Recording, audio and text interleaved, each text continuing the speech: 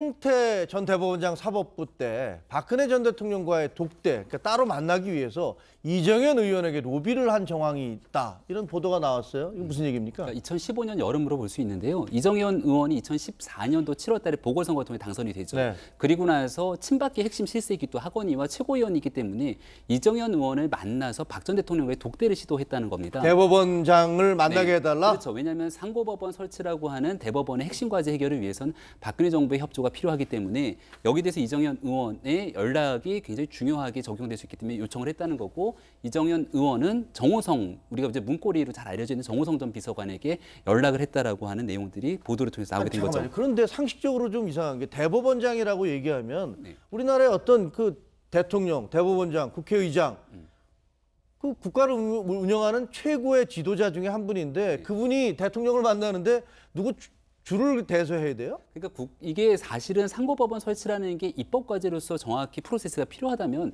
국회의장과의 공식적인 만남 아니면은 여기에 대해서 충분한 권력기관 간의 만남을 통해서 이러한 내용들을 풀어내기 위한 이야기를 할 수가 있는 건데, 현재까지 나온 문건과 기사를 통해서 바라보건대 이렇게 은밀하게 특히나 누군가 정치적인 영향력을 행사할 수 있는 의원을 통해서 요청을 했다는 것 자체가 여러 가지 구설수를 낳을 수 있는 측면들이 있는 것 같습니다. 대법원장은 쉽게 얘기하면 실세라는 이정현 의원한테 부탁했고, 이정현 의원은 쉽게 문고리 3인방한테 얘기를 해서 결국은 만나게 다리를 놨다 이건데, 나라가 이렇게 돌아가나라는 생각이 드는데요. 너무 이상하긴 한데, 자, 더 이상한 게 또 있습니다. 이정현 의원을 만난 자리에서 사법부의 그 관계자들이 얘기하기를 창조경제에 사법부가 이바지하겠다.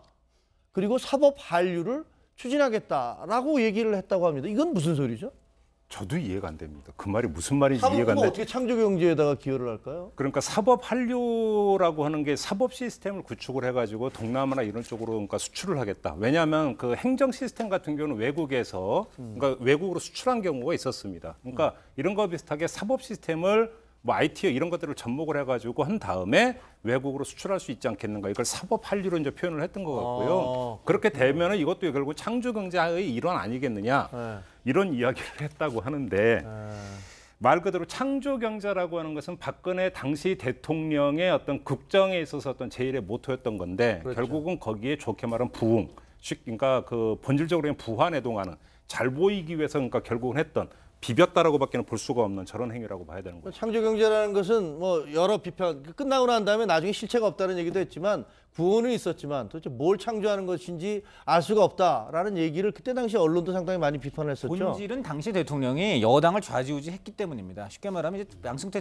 당시 대법원장의 꿈은 상고법원이 국회에서 통과가 돼가지고 이것이 실현되기를 원하는 것이었죠. 그런데 그럼 통과를 하려면 아무래도 여당이 거기에 찬성해줘야 되는데, 여당 당대표를 사실 찾아가야 됩니다. 만약에 로비를 하려면. 근데 여당 당대표가 아니고 지금 대통령에게 줄을 대려고 했다는 얘기는 여당 당대표는 거수기에 불과하고 청와대가 사실상 여당의 입장을 좌지우지한다고 봤기 때문에, 그래서 청와대 관계자하고 어떻게든 줄을 대고 그 로비를 하려고 했던 것이죠. 아마 근데 이런 사정도 있었던 것 같아요. 뭐냐면 그 제가 조금 뭐 취재하고 인터뷰를 하면서 들었던 이야기는 당시 19대 국회 때 법사위 중심으로 위원들한테도 상당히 많이 로비를 하고 술자리도 갖고 이러면서 설득을 했다라는 것입니다. 그런데 법사위 포진하고 있는 사람의 다수는 전직 검사지 전직 판사가 아닌 거예요. 그러니까 전직 검사들 같은 경우는 법원과 검찰의 관계를 대등한 관계로 가려고 하는데, 법원에서 상고법원을 만들면 그럼 검찰에도 거기에 부응하는 또 다른 조직이 있어, 이게 없단 말이에요. 그러니까 전직 검사 의원들은 여기에 부정적이었다라는 것이죠. 그러니까 국회에 벽이 막히면서